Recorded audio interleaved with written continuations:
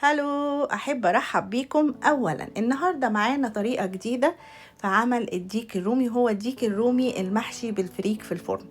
طريقة جميلة جدا ومميزة، وبرضه هستخدم حاجة مكون هيخلي الديك الرومي جوسي وجميل. ده ديك رومي مجمد، أنا مطلعه قبليها بفترة علشان يسيح. بعد كده هبتدي أغسله كويس، وتعالوا نشوف هنعمل ايه.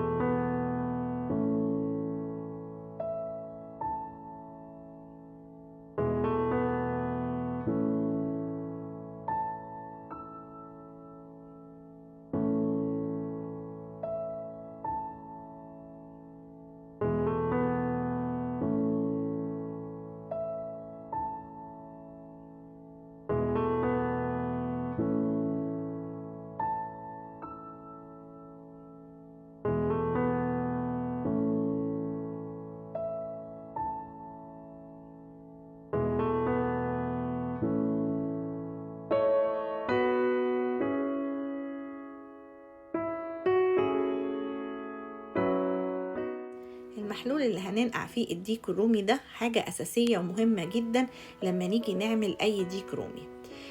احنا معانا هنا برتقانة كبيرة واتنين ليمونة ومعلقتين خل أبيض، معلقتين كمان كبار من السكر البني، معلقتين ملح، قرنفل، حبهان، لورا، قرفة. هنحط كل المكونات اللي احنا كاتبينها على الشاشة في مية ساقعة، وهنبتدي نقلبهم مع بعض، ونبتدي بقى نحط الديك الرومي فيها.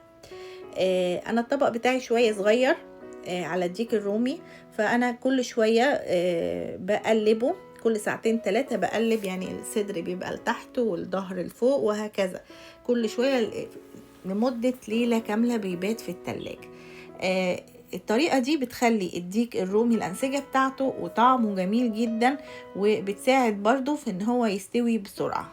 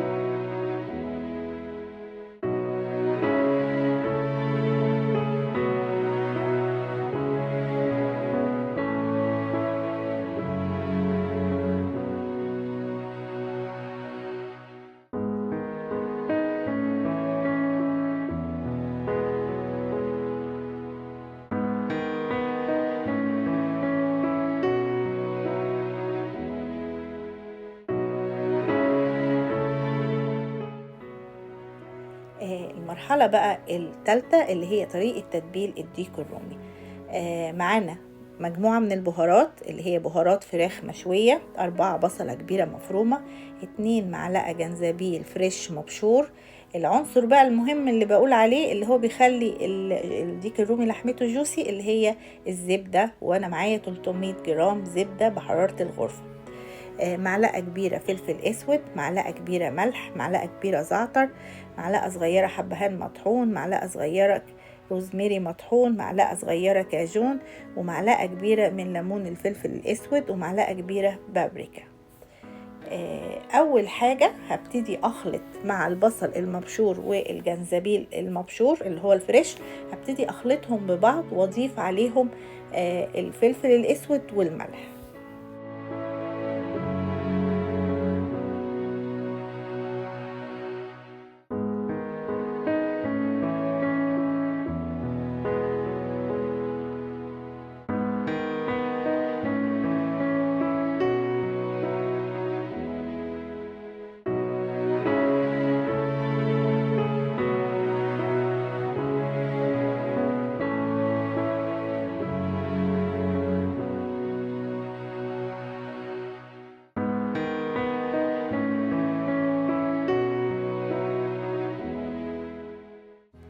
بعد كده هوت بقى هنيجي للخطوة ديت اللي هي الزبدة، ودي بحرارة الغرفة 300 جرام. هبتدي اضيف باقي البهارات عليها واقلبها كويس مع بعض.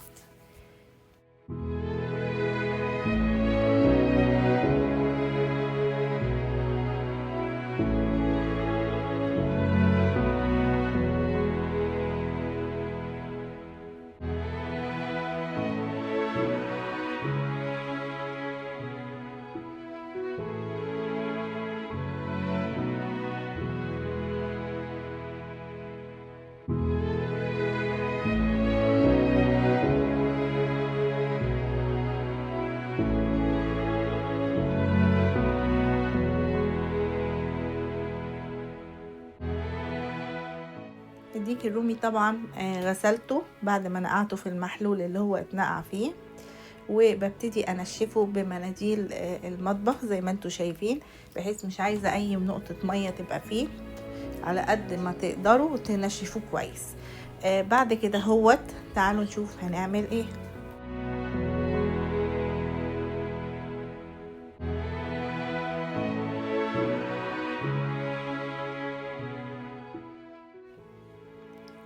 اول حاجة هبتدي اخد البصل اللي هو خلطته مع الجنزبيل والملح والفلفل، هبتدي اعمل ادهن بيه الديك الرومي تحت الجلد وفوق الجلد ومن جوه الديك الرومي، بحيث ان هو يتبل كله بخلطة البصل بالجنزبيل المبشور بالملح بالفلفل الاسود.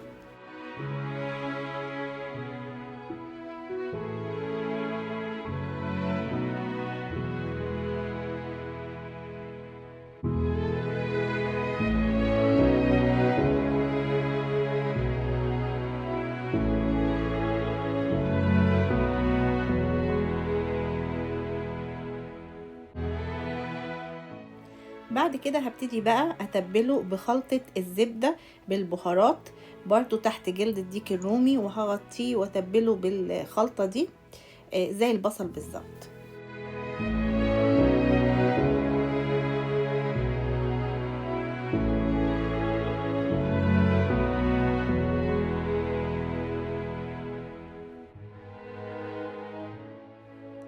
بعد كده اهو هقفل على الديك الرومي بورق الزبده وورق الفويل واسيبه على الجنب لغايه ما احضر الخلطه. انا ما نزلتش الخلطه بتاعه الفريك طريقه عمايلها لان هتلاقوها موجوده عندي على القناه في سمان بالفريك، وموجوده برضو في البط بالفريك، هي نفس الطريقه واحده. هنبتدي نحشي الديك الرومي زي ما انتوا شايفين.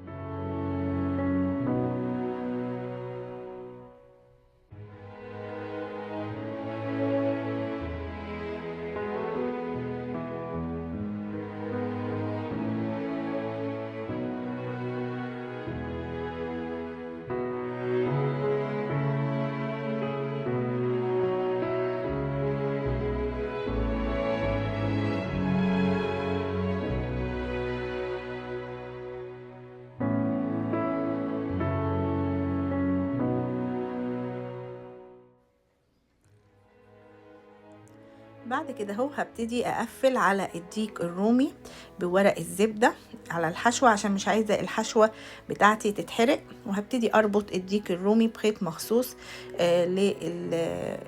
للحوم انها نقدر نربطها وفي نفس الوقت ما تتحرقش جوه الفرن. زي ما انتوا شايفين الشكل شكله ايه. بعد كده هبتدي اقفل على الديك بعد ما خلصت بقى تربيته وتقفيله كويس. هبتدي الفه بورقة الزبدة تاني والفويل وادخله الفرن.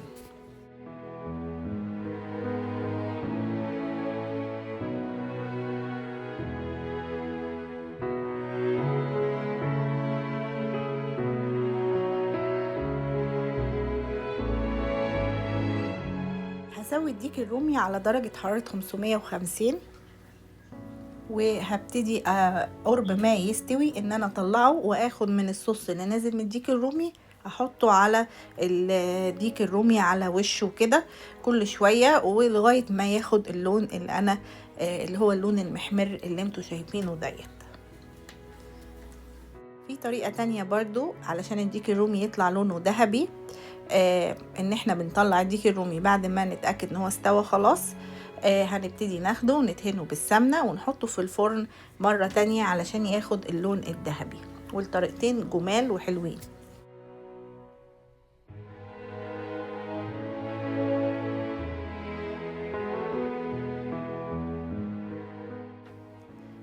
انا قدمت الديك الرومي مع ورق العنب بالمنظر اللي انتوا شايفينه ديت.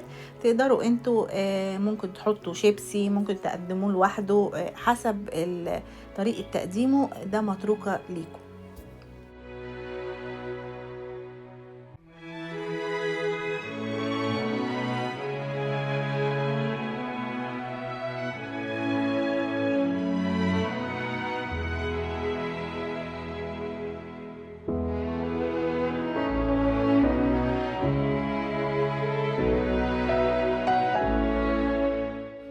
دي الطريقة التانية في تحمير الديك الرومي بالسمنة زي ما قلنا. اتمنى طريقة النهاردة تكون عجبتكم. استنوني في الفيديو الجاي. باي باي.